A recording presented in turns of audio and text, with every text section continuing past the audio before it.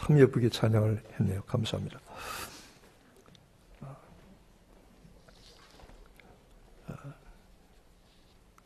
오늘은 창세기 12장에 아브라함이 그 자기 본토 친척 아비집을 떠나서 가나안 땅으로 들어간 이 일들을 가지고 말씀을 상고해 보려고 합니다. 우리는 과연 아브라함의 후손들입니다. 왜냐하면 아브라함처럼 자기의 본토 친척 아비집을 떠난 사람들이기 때문입니다. 저는 한국에서 32년을 살다가 왔는데 32년밖에 안 살았거든요. 그리고 또 가서 한 6년 살았습니다만은 하나님께서 네가 살던 본토 친척 아비집을 떠나라. 그러면 우리 모두 다 본토 친척 아비집을 떠난 아브라함의 자손들입니다. 그렇잖아요? 또 우리는 굉장한 애국자입니다. 여러분 저를 한번 받아십시다. 나는 애국자다. 이렇게 자신이 없이. 왜 애국자냐면 우리가 만약 한국을 떠나지 않았으면 한국이 지금 미어서 터지고 머리가 터졌을 거라고요. 우리가 적어도 이만큼 떠나줬기 때문에 사실 한국이 그만큼 숨쉴 만한 여유가 생긴 겁니다. 뭐 지금도 그러지만 과거에 이민 오신 분들은 다 그래도 이 학교도 좋은 대학 다니시고 직장도 고급 기술도 전문 인력들이 많았거든요. 그분들이 지금 만약 한국에 있어가지고 일자리 가지고 싸워야 한다고 하면 한국은 안 그래도 취직하기가 어려운데 난리가 났을 겁니다. 우리가 웬만큼 이 한국을 비워준 애국자들입니다. 우리가 생각을 해보세요. 우리가 비워주고 우리가 남겨두고 왔기 때문에 그 한국 사람들이 어느 정도 숨을 쉬고 살 수 있습니다. 아마 우리가 있었으면 더 삶의 경쟁이 치열했을 것입니다. 그리고 정말로 또 한 가지는 이 미국 와서 사는 것이 여러 가지로 좋은 것 같아요. 복된 것 같아요. 우선 삶의 환경이 한국보다는 훨씬 뛰어납니다. 여러 가지 뭐 공기라든지 우리가 삶의 주변 실제적인 환경 그리고 교육이라든지 그 다음에 우리가 살아가는 삶의 모든 모습 그리고 사람이 사람의 대접을 제대로 받을 수 있는 그래도 비교적 제대로 받을 수 있는 땅에 와서 우리가 살고 있습니다. 그리고 지금은 굉장히 미국 생활이 옛날 같지 않고 좀 이렇게 빡빡한 면은 있는데요. 그래도 미국은 여전히 많은 사람들에게 그 꿈의 자리입니다. 많은 사람들이 이곳에 와서 공부하고 싶어하고 이곳에 정착하고 싶어하고 이곳에서 삶의 기반을 가지고 싶어합니다. 그래서 특별히 이 창세기 12장의 오늘 이 말씀은 이민자된 우리에게 더 이 가슴 깊이 다가가고 그리고 잘 이해가 될 수 있을지 모르겠습니다. 하나님께서 12장 1절에 보면 아브라함에게 이렇게 말씀하십니다. 직접 말씀하십니다. 너는 본토 친척 아비집을 떠나서 내가 네게 지시할 땅으로 가라 이렇게 말씀하십니다. 창세기 1장부터 11장까지는 하나님께서 인류 전체를 그 가운데 중심에 두시고 하나님의 구원의 계획을 운영하시는 그 부분이 창세기 1장부터 11장입니다. 근데 창세기 12장에 보면 그 넓었던 전 우주적인, 전 세계적인 하나님의 구원의 계획들이 포커스가 좁아져서 초점이 좁아져서 한 사람에게 딱 그 초점을 맞추게 됩니다. 그 한 사람이 바로 오늘 본문의 아브라함인 것입니다. 그런데 아브라함에게 말씀하시기를 직접 말씀하십니다. 너의 본토 친척 아비집을 떠나라 말씀하십니다. 그리고 그 다음에는 내가 네게 지시할 땅으로 가라. 이것은 미래형입니다. 내가 네게 어디로 가라고 말씀하는 것이 아니라 내가 네게 앞으로 지시할 때인데 그 땅을 가라 이겁니다. 그러니까 중요한 것은 어디를 향해서 가느냐도 중요하지만 일단 떠나라는 겁니다. 일단 떠나라. 본토 친척 아비집을 떠나서 내가 네게 지시할 곳으로 가라. 어디라고 하나님께서 아직 구체적으로 말씀하지 아니하십니다. 여러분 생각을 해보세요. 우리가 태어나서 평생을 살았던 75년을 살았던 그 땅을 떠난다는 것이 결코 쉬운 것이 아닙니다. 저는 제가 미국에 한 13년 살다가 한국에 갔는데요. 13년 동안 미국에서 살았던 것도 뿌리가 굉장히 많이 내려갔더라고요. 14년도 결국 짧은 시간은 아니더라고요. 그래서 제가 13년 만에 한국으로 이사를 가는데 이게 13년 동안 살았던 걸 뽑아가려고 하니까 굉장히 뽑아야 될 게 많아요.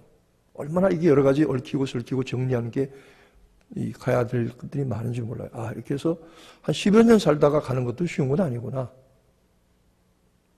그러면 75년이라고는 평생을 살다가 어딘지도 모르고 가라고 하시는 그 말씀 따라서 그대로 그 다음날 보따리 싸서 짐 싸서 떠난 아브라함은 어떠했을까? 하나님께서 아주 구체적으로 개인적으로 명령하십니다. 본토 친족 아비지라는 것은 무엇입니까? 내게 굉장히 익숙한 삶의 환경입니다. 그렇죠? 여러분이 어릴 때부터 살던 집이 지금도 있다고 하면은, 내가 고향이 아직도 있다고 하면, 그리고 그게 내 집안에 어른들이 계시고 그 다음에 친척들이 있고 그것이 내 삶의 그 뿌리였는데 그걸 하루아침에 떠나서 내가 네게 지시할 땅으로 가라고 하시는 것은 현재 네가 가지고 있던 모든 것들을 다 잘라버리고 버려놓고 떠나라 이 말입니다. 결코 쉬운 일이 아닙니다. 그런데 하나님께서는 이 같은 명령을 하시면서 동시에 명령과 함께 약속을 주십니다. 제가 늘 얘기하지만 하나님의 명령에는 반드시 약속이 들어가 있습니다. 우리가 이룰 수 없는 일들을 하나님께서 강제로 하라고 하시면 그건 하나님께서 잘못하시는 거죠. 그러기에 하나님의 명령을 우리가 이룰 수 있고 행할 수가 있습니다. 두 번째로 하나님의 명령을 준행하는 자들에게는 약속을 겸하여 붙여주십니다. 그 약속이 뭐냐 하면 내가 네게 복을 주어 큰 민족을 이루게 하고 네 이름을 크게 해주겠다. 큰 민족을 이루게 하고 네 이름을 크게 해주겠다. 너는 복의 근원이 될지라. 하나님께서 아브라함에게 떠나가라고 하시면서 떠나가는 동시에 약속을 주시는데 그 약속이 뭐냐면 큰 민족을 이루게 하겠고 네 이름이 크게 되겠고 그 다음에 네가 복의 근원이 되겠다. 그 다음에 너를 축복하는 자에게는 내가 복을 주고 너를 저주하는 자에게는 내가 저주하겠다. 하나님께서 그렇게 말씀하고 계십니다. 여러분 이것은 아무것도 아닌 것 같지만 아브라함이 굉장히 엄청난 약속을 받아간 것입니다. 내가 너를 큰 민족을 이루게 하겠고 네 이름을 크게 하겠고 네가 복의 근원이 되겠고 누구든지 너를 축복하면 그도 축복을 받을 것이고 누구든지 너를 저주하면 그도 저주를 받을 것이다. 엄청난 하나님의 약속을 아브라함에게 주셨던 것입니다. 그런데 이 약속은 아브라함에게만 주신 것이 아니라 아브라함의 믿음의 자취를 쫓는 우리에게도 주셨다. 내게도 이와 같은 복을 주셨다. 하나님이 나와 함께 하신다. 하나님이 나의 길을 인도하신다. 나를 크게 하시고 복되게 하신다. 그리고 나를 복의 근원으로 삼으신다. 이것은 하나님께서 우리에게 주신 명령인 동시에 약속입니다. 이 약속을 믿음으로 받아들이기를 원하는 사람들에게는 이 약속이 그대로 이루어질 줄로 믿으시기를 축원합니다. 하나님의 약속을 내가 어떻게 받아들이냐는 것이죠. 근데 저는 이 복의 근원이 된다는 말씀을 가만히 생각해 봤어요. 복의 근원이 뭐냐? 복의 근원이 뭡니까? 내가 네게 복의 샘물이 되게 하겠다. 샘이 흘러나오는 원물이 되게 하겠다. 원물이 되게 하겠다. 요즘은 여러분 이런 것들을 찾아보기 어렵습니다만은 옛날에 시골에 가면 시골에 물의 근원이 되는 샘물이 있었어요. 뒷동네에 이렇게 동네 뒤로 올라가거나 산 기슭으로 올라가면은 거기 물이 솟아나오는 샘물이 솟아나오는 데가 있어요. 샘물이 1년 내내 마르지 않고 가뭄에도 그치지 않고 흘러나와요. 샘물이 줄줄줄 흘러납니다. 그리고 거기에 샘이 이렇게 파여있습니다. 그 옹달샘이라고 그러죠. 근데 그 샘을 보면 항상 맑은 물이 솟구쳐 나오는데 그 맑은 물이 나올 때 어떻게 하냐면 밑에서 뽀글뽀글 올라와요. 이거 못 본 사람한테 내가 아무리 설명을 해봐야 이해가 되실지 모르겠지만 밑에서 물이 땅에서 뽀글뽀글 올라오면 그 물이 아주 맑고 깨끗한 물이 그대로 흘러서 동네 사람들이 다 그 물을 쓰고 그 다음에 그 물이 내려가면 갈수록 점점 큰 물을 이루게 되는 것입니다. 복의 근원이 되게 하겠다. 내가 네게 복을 주겠다, 네가 복덩어리가 되게 하겠다, 네가 복을 쌓아놓겠다 말씀하지 아니하시고 내가 너를 복의 근원이 되겠다 이렇게 말씀하십니다. 이 굉장히 의미가 있는 말씀입니다. 복의 근원이라는 것은 무엇이냐? 나를 통해서 다른 사람들이 복을 나누어 받는 그런 존재가 되게 하겠다 이 말씀입니다. 자, 제가 생각을 해봤어요. 내가 복의 근원인지 아닌지를 한번 생각을 해보세요. 여러분 복의 근원이십니까? 지난번에 성경 퀴즈 1등 했던 성철 형제. 내가 복의 근원입니까? 그때도 모르고 지금도 모릅니다. 복의 근원, 내가 복의 근원입니까?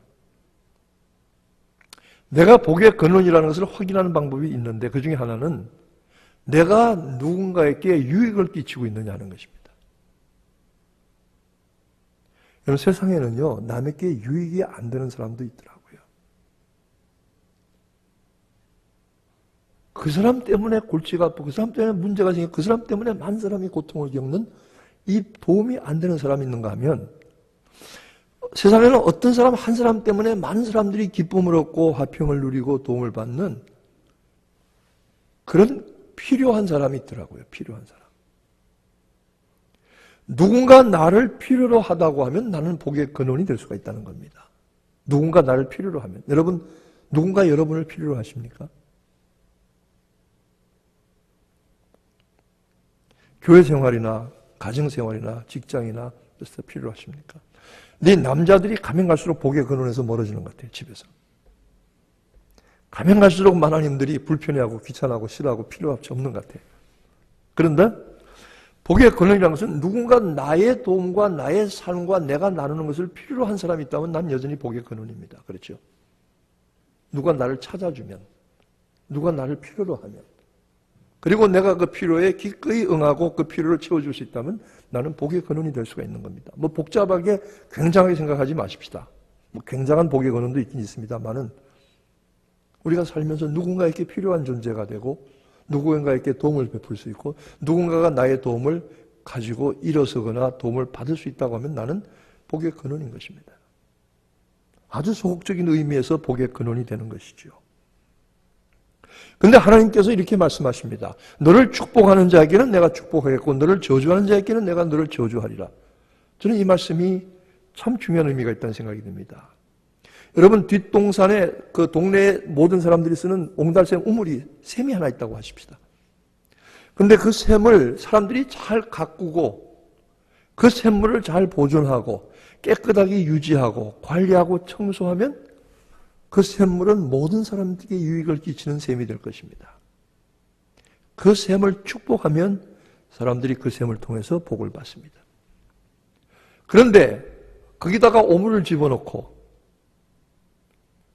그리고 그 샘물을 막 함부로 흩뜨리고 더러운 것들을 넣고 깨끗하게 않게 관리했으면은 샘물 자체가 만약에 어려움을 겪으면 그 샘물을 쓰는 사람들도 어려움을 겪을 것입니다. 아하. 하나님께서 아브라함을 통해서 사람들에게 복을 주려고 하시는데 아브라함의 복을 막고 아브라함을 저주하면 하나님께서 아브라함을 통해서 내보내시려 같은 복의 통로가 끊어지게 될 것입니다. 그런데 하나님께서 아브라함을 통해서 복을 주려고 하시는데 아브라함을 통해서 오시는 그 복을 고맙게 생각하고 기쁘게 받고 그 복의 통로를 소중하게 여기면 그 복은 자기 것이 될 것입니다. 그렇기 때문에 너를 축복하는 자를 내가 축복할 것이고 너를 저주하는 자를 내가 저주할 것이다. 하나님께서 아브라함을 셈의 복의 근원이 되게 하시고 축복의 통로가 되게 하시기 때문입니다. 여러분 우리가 살면서 내가 누군가에게 필요한 사람이 되고 내가 누군가에게 도움을 줄 수 있는 사람으로 산다는 것은 굉장히 좋은 일입니다. 하나님께서 기뻐하시는 일입니다. 내가 살면서 어느 누구에게도 하나도 도움이 되지 않고 다른 사람들에게 어려움만 끼치고 손해만 끼치고 폐만 끼친다고 하면 그건 하나님께서 원하시는 복의 근원이라고 할 수가 없는 것이지요. 하나님은 아브라함을 통해서 많은 사람들이 복받기를 원하십니다. 하나님은 우리를 통해서 많은 사람들의 복의 근원이 되기를 원하십니다. 여러분의 삶이 여러분의 소유와 여러분의 믿음과 여러분의 모든 것들이 다른 사람에게 나누어지고 유익을 주는 복의 근원이 되어지기를 축원합니다. 이것이 하나님께서 원하시는 삶입니다. 근데 저는 이 아브라함이 그 본토 친척 아비집을 떠나서 내가 네게 지시할 땅으로 가라고 하실 그때에 그 이 성경은 아브라함이 그때 나이가 몇 살이라고 기록하고 있습니까? 금방 읽고 나서도 기억이 안 나시는 거 아니겠죠? 75세죠. 하나님이 75세나 된 노인을 어디 보내서 뭐 하시려고? 여기 보니까 75세가 이상 되신 분들은 거의 없으신 것 같아요. 염증의 권사님도 74세시죠? 아닌가요? 그러니까 75세가 된 이 노인을 하나님께서 뭐 하려고 내가 네 본토 친척 아비집을 떠나 가라고 하시 75세. 25세도 아니고 35세도 아니고. 제가 미국 유학을 가려고 할 때에 어떤 목사님이 이러시더라고요. 미국 유학 가서 영어 사전 콘사이스 뒤질 정도면 아예 가지 마라, 유학을. 그 말 들으니까 얼마나 낙심이 됐는지 몰라요. 근데 정말로 아닌 게 아니라 영어 사전을 뒤져서 영어를 읽어야 될 정도로 그 영어 가지고 미국 유학을 왔다가는 엄청난 고생을 합니다. 엄청난 고생. 그래서 제가 생각해 조금 빨리 왔으면 아니면 참 공민학교 때 왔으면 참 좋겠다. 그래서 우리 자녀들이 어린아이들이 그 조그만 애들이 유치원 가고 킨더 같은 프리케이 가서 학교 가서 영어 배우는 거 보면 얼마나 부럽고 신통하고 기특해. 그렇죠? 야. 그러니까 여기서 일찌감치 와가지고 뭐 중학교, 고등학교, 대학 나오고 여기서 영어 잘하는 녀석들이 공부 열심히 안 하는 거 보면 저는 열받거든요. 그런데 생각을 해보니까 이게 미국에 와서 공부하려면 제가 가만 보니까요. 미국에 유학을 오려고 하면 적어도 국민학교 때나 중학교 때는 와야 되겠더라고요. 그래도 뭐 그 다음에 오신 분들도 뭐 그거는 잘한 일이고 장한 일이지만 기본적으로 국민학교 때나 어릴 때는 와야 돼요. 그래야만 영어가 제대로 되고 이 사회에서 살아간 미국 사회에서 자기의 네트워크가 생기겠더라고요. 삶의 네트워크, 인간관계가. 그러면 몇 살에 여기 유학을 적어도 한 10대 초반까지는 와야 되겠죠. 그렇죠? 근데 이 아브라함은 10대 초반도 아니고 75세의 노인을 하나님께서 떠나가라고 하신 거예요. 이야. 근데 아브라함이 몇 살까지 샀는지 아세요? 아브라함이 몇 살 살았죠? 지난번에 성경 퀴즈에 1등한 물으면 좀 내가 미안하니까 그분에게 묻지 않고 승철이 이제 그 다음부터 성경 열심히 읽는 줄 내가 아는데 미안해요 목사님 개인적으로. 아브라함 몇 살까지 살았죠? 참 여러분들의 얼굴이 다 물음표처럼 보이는데 175세를 살았거든요. 175세를 산 노인이 75세에 떠나라 그랬다. 근데 이걸 제가 가만 계산해 보니까 우리가 100살을 산다고 치면 아브라함이 이 떠났던 때가 42살 때예요. 80살을 살았다고 하면 아브라함이 떠나라고 했던 때가 34살 때예요.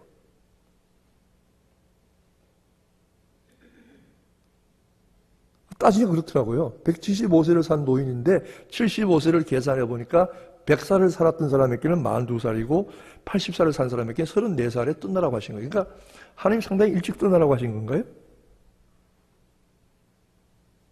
저는 그렇게 생각하지 않습니다. 왜냐하면 아브라함의 아들은 몇 살에 낳았죠? 아브라함이 175세까지 살았지만은 사실은 이 75세의 나이는 그렇게 많은 가능성이 있는 나이는 아닙니다. 뭐 내가 계산하니까 그저 뭐 42세나 34세 이렇게 되지만 실제로 아브라함의 시대도 이 나이가 그렇게 많은 가능성을 가진 나이는 아닙니다. 근데 아브라함보다 더 딱한 경우가 뭐냐면 모세입니다. 모세는 몇 살에 하나님의 부르심을 받았어요?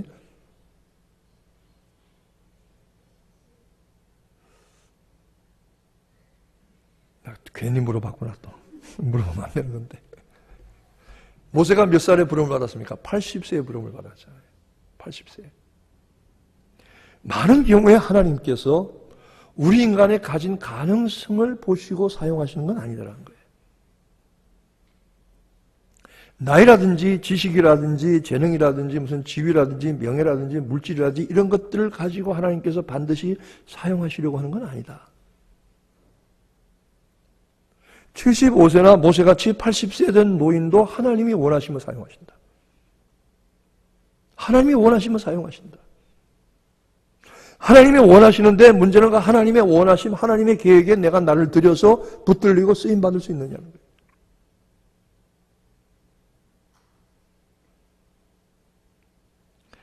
그래서 80세의 부름을 받아서 갔던 모세나 75세에 네 본토 친척 아비 집을 평생을 살던 대를 물려 살던 네 집안과 고향을 떠나라고 할 때 떠났던 이 아브라함의 나이 75세나 그 인간의 인간적인 숫자에 그렇게 큰 의미는 없다는 것이죠.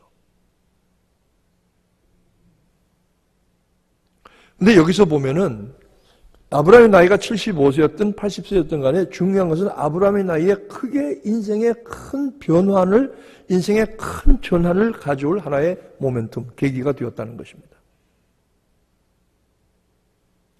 여러분, 삶의 자리를, 그리고 사고방식을, 그리고 의식을 바꾼다고 하는 것은 우리가 새로운 기회나 가능성의 내일로 나아갈 수 있는 엄청나고 놀라운 축복된 기회가 될 수가 있습니다. 이게 한 번씩 바뀌는 거 좋은 거예요. 여러분, 한국 교회가 가장 크게 부흥을 경험했던 때가 언제인지 아십니까? 70년대와 80년대입니다. 70년대와 80년대 한국에서 교회, 개척교회 말똥만 박아놔도 사람들이 찾아왔어요. 그때가 어떤 때냐면 가장 변동이 많았던, 사회적인 변동이 많았던 때입니다. 70년, 80년대는 그 사람들이 살던 자기의 고향 본토 친척 아비 집을 굉장히 떠났던 때고, 그 다음에 부동산 개발, 주택 개발 이런 걸 해서 70, 80년대 사람들이 자기들이 살았던 삶의 자리들을 전부 옮겨갔던 때입니다. 그때 이사를 제일 많이 갔습니다, 한국 사람들이. 어디로 갔느냐 하면 70년, 80년대 어디로 갔습니까? 강북에 살다가 강남으로 갔습니다. 영동으로 갔습니다. 그리고 곧 이어서 일산 분당을 다 찾아갔습니다. 그게 90년대입니다. 어떤 분이 일산 분당으로 이사를 가야 된다고. 왜 그러냐니까 지금이 막차라고. 지금 안 가면 앞으로 좋은 기회가 없을 거라고. 어떤 면에서 그래요, 정말로. 70년, 80년, 90년대를 그러면서 가장 많은 사회 지리적인 그리고 여러 가지 경제적인 변화가 크게 변화했던 때가 입니다. 가장 그 정점이 언제냐면 88 올림픽 때입니다. 그때 사람들 이사 많이 갔습니다. 근데 참 재미난 거는 사람들이 살다가 이사를 가게 되면 어떻게 되냐면은 그 중에 많은 사람들이 안 가던 교회를 가기 시작했습니다. 옛날 사람들 동네에서 안 가던 교회를 이사 가서 나가기 시작한 사람들 많이 있습니다. 그리고 새로 이사 들어온 사람들을 위해서 교회가 전도 많이 했습니다, 그때. 시골에서도 올라오고요. 서울에서도 뭐 밖으로 나가고요. 강남, 강북이 바뀌고 그렇게 사람들이 굉장한 사회적인 변동이 많았고, 그 다음에 그때는 사람들이 뭘 해도 돈을 벌었어요. 집도 좀 더 큰 집을 얻을 수 있었고, 돈을 해서 사업도, 그 다음에 여러 가지 직장도 상황이 좋았어요. 아주 경제적으로도 가장 풍성하게 좋았던 때가 사실은 그때입니다, 한국도. 우리 신앙생활도 마찬가지로 고인물의 상태에 있기보다는 어떤 이 변화의 모멘텀을 경험하는 것은 새로운 발전과 변화의 축복된 기회가 될 수 있습니다. 하나님께서 아브라함에게 본토 친척 아비 집을 떠나서 가라고 하셨는데, 여러분, 하나님께서 우리에게 어떤 삶의 변화, 신앙의 변화를 말씀하십니까? 현재의 내 삶과 내 신앙의 상태가 그대로 만족할 만한 것입니까? 아니면 나는 만족하지만 하나님은 내게 다른 계획을 가지고 계십니까? 아브라함에게 개인적으로 직접적으로 말씀하시고 내가 네게 지시하는 땅으로 가라고 하셨던 그 하나님은 오늘날 여전히 우리에게 같은 말씀을 하고 계십니다. 왜? 하나님의 일들을 위해서.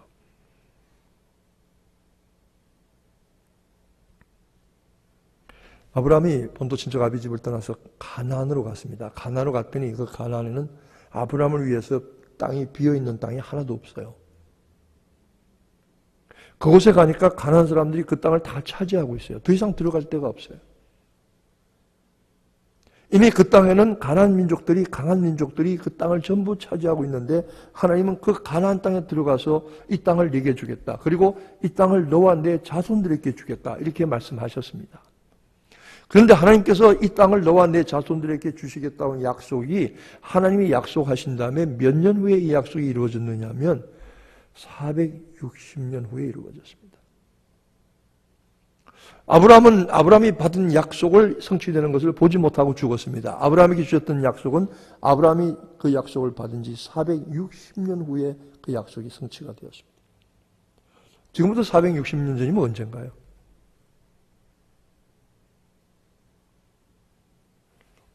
우리가 하나님께서 우리에게 주신 약속들과 은혜의 일들이 내일 아침에 잠자고 일어나면 갑자기 하루아침에 뚝딱 해서 완성이 되고 이루어지지는 않습니다. 하나님 그렇게 이 본문 말씀에 아브라함을 통해서는 하시지 않았습니다. 하나님께서 너와 네 자손에게 이 땅을 주겠다고 하실 때 그 약속이 460년 만에 성취되었다는 것은 하나님이 우리를 통해서 그리고 하나님 믿음의 백성들을 통해서 하실 일들이 얼마나 롱텀으로 얼마나 긴 계획을 가지시고 하나님께서 이 일을 하시는지 여러분 생각하셔야 될 것입니다.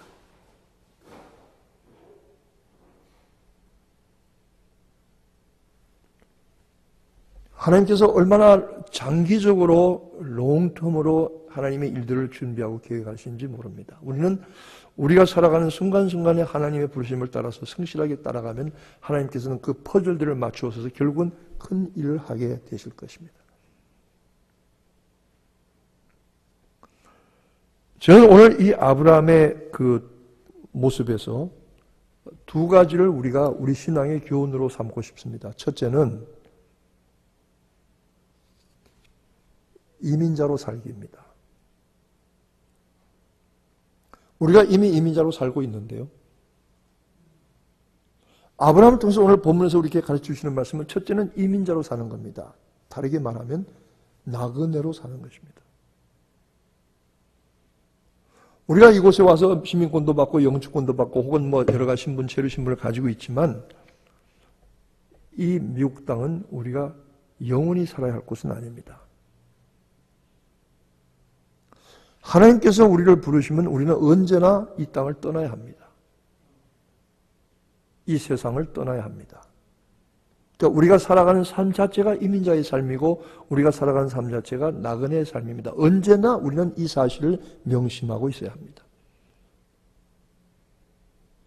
물론 내가 이 땅에 살면서 여러 가지 가진 것도 있고 안정된 것도 있고 뿌리가 내린 것도 있고 자리 잡혀서 소유한 것도 있지만 이 모든 것들이 하나님이 놓고 떠나라고 하시면 나는 언제나 언제나 떠나야 하는 나그네와 그리고 하늘나라의 이민자의 삶을 살고 있다는 이 생각을 우리는 늘 분명히 우리 속에 새기고 있어야 합니다.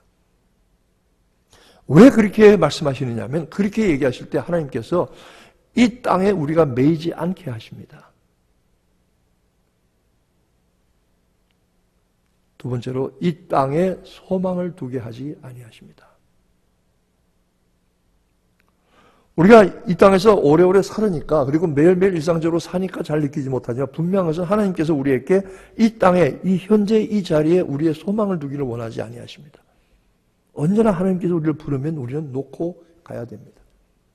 그러므로 신자는 항상 나그네 이민자의 삶을 살고 있다는 사실을 스스로 확인하고 떠나야 합니다. 나그네로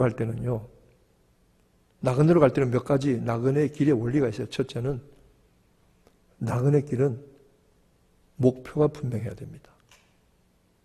나그네 길을 떠났지만 어디로 가는지도 모르고 떠난 사람은 방황할 수밖에 없습니다. 집에서 차를 몰고 나갔는데 어디로 가야지? 여기도 가서 기웃, 저기도 가서 기웃. 삶이 의미가 없는 것이죠. 나그네 길을 가는 사람은 나그네 길이긴 하지만 그 목표가 분명해야 됩니다. 여러분의 신앙과 여러분의 삶의 모든 목표가 하나님이 우리에게 예비하신 그 나라를 향해서 가는 나그네로서의 천국을 향한 목표가 분명하시기를 축원합니다. 나그네 목표가 분명해야 돼요. 두 번째로 나그네 길의 원리는 짐이 가벼워야 됩니다. 제가 참 많이 깨닫는 건데 짐이 가벼워야 됩니다.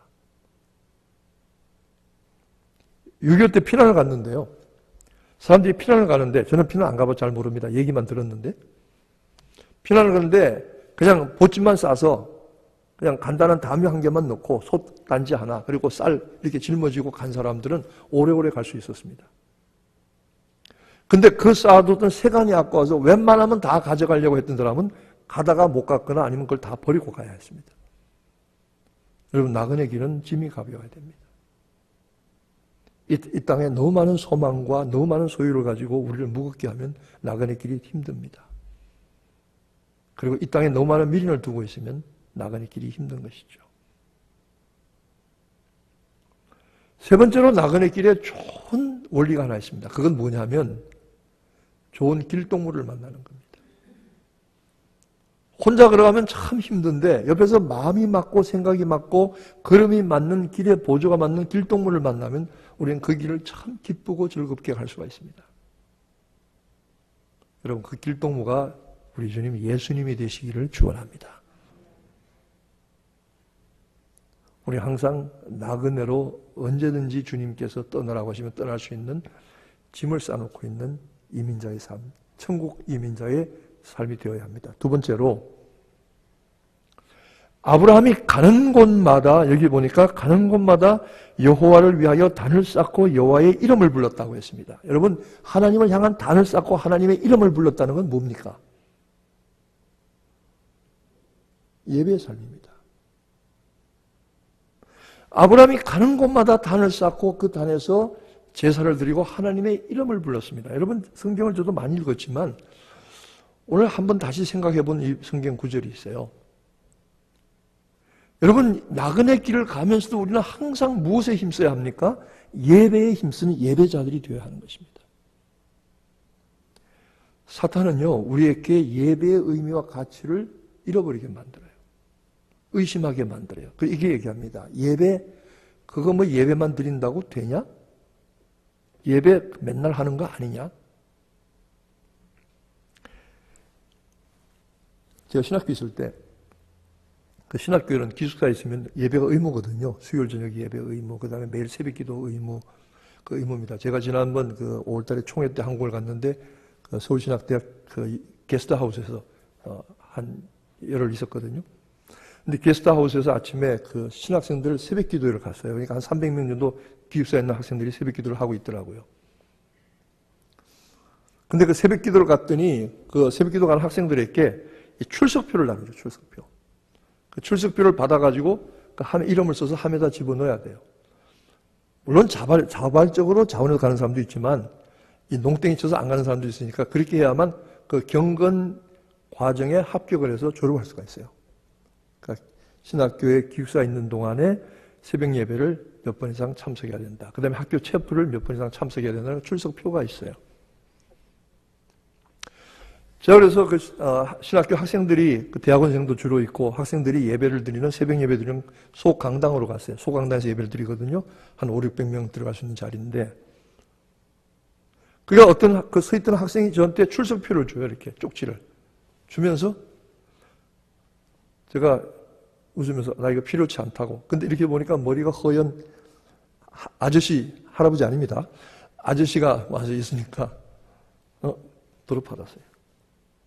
그 다음날 갔더니 또 줘요. 그냥 순간적으로 제가 그랬어요. 이거 나 30년 전에는 필요했는데 이제는 안 필요하다고. 30년 전에 신학교 다닐 때 내가 필요했는데 지금 안 필요하다고. 근데 고마운 것은 그 새벽에 들어갔더니 뭐 출석표를 내 건 어쨌든 간에 학생들이 한 300명 와서 기도하는데 얼마나 뜨겁게 기도하는지 몰라요. 신학생들이. 제가 막 가슴이 뜨겁더라고요. 요즘 신학생들이 좀 맹탕들이 있거든요. 엉터리들이. 뭐 옛날에도 그랬지만.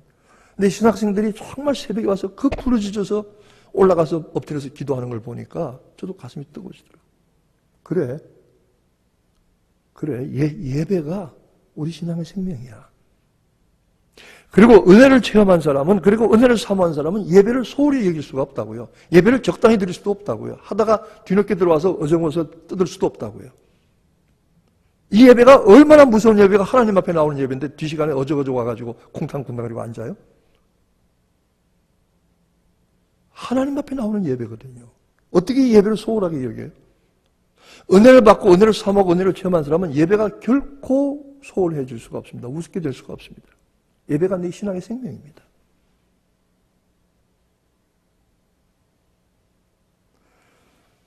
아브라함이 가는 데마다 제단을 쌓았다. 사단은 어떻게 하든지 우리에게 예배 제대로 못 드리게 합니다. 예배의 가치를 잃어버리게 하고 예배를 회의하게 합니다. 이게 뭐하러, 어저께도 가고 지난주에도 갔는데 뭐하러 여기 또 와서 앉았냐고. 아닙니다. 정말로 예배의 은혜를 사모한 사람들은, 예배에 맛을 한 사람들은 이 시간을 빠질 수가 없어요. 왜? 예배가 내게 영적인 생명이기 때문에. 아브라함이 가는 곳마다 제단을 쌓았어요. 첫째는 우리가 이민자로 나그네로 살아야 하고, 두 번째는 예배자로 살아야 합니다. 여기 재밌는 표현이 있습니다. 하나님의 이름을 불렀더라. 제단을 쌓으면서 하나님의 이름을 불렀더라. 여러분 이 말씀에 주목해 보신 적이 있습니까? 하나님의 이름을 불렀더라. 이게 무슨 말씀일까요? 생각을 해보세요. 제단을 쌓고 예배를 드리면서 하나님의 이름을 불렀다고요. 하나님 그러고 불렀다고요. 여호와 하나님 그러고 불렀다고요. 예배는 하나님을 부르는 거더라고요. 예배의 한 과정에 하나님을 부르는 게 있더라고요. 하나님 부르는 거예요. 우리가 그죠? 목사님 왜 그냥 기도할 때마다 주야 주야 합니까? 그건 뭐야? 주님 이름 부르는 거예요. 그죠?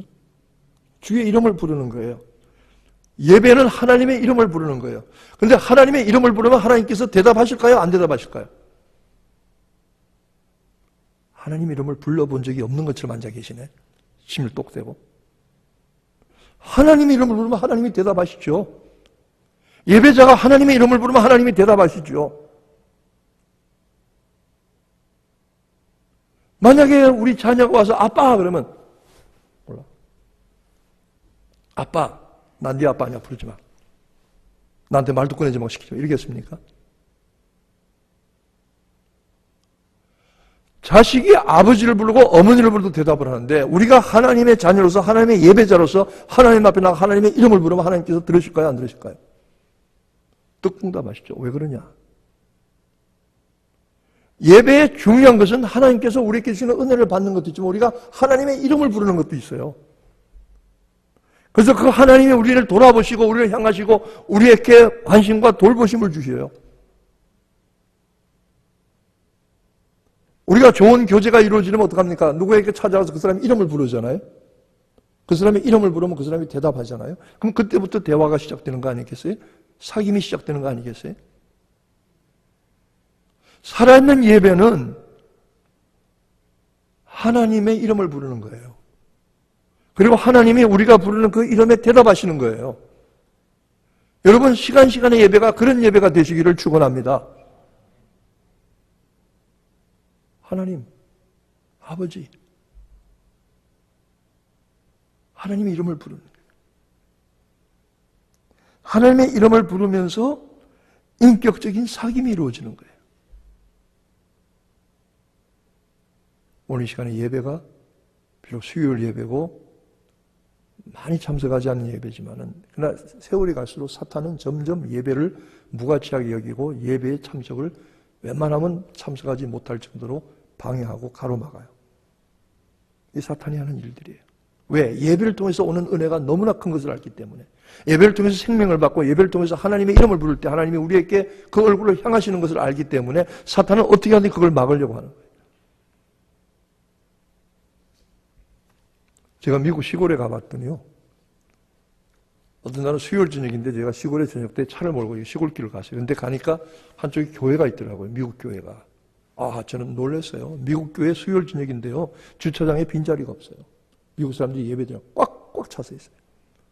저는 미국 사람들은 주일날 예배 드리고 수요일날 예배 안 드리는 줄 알았어요.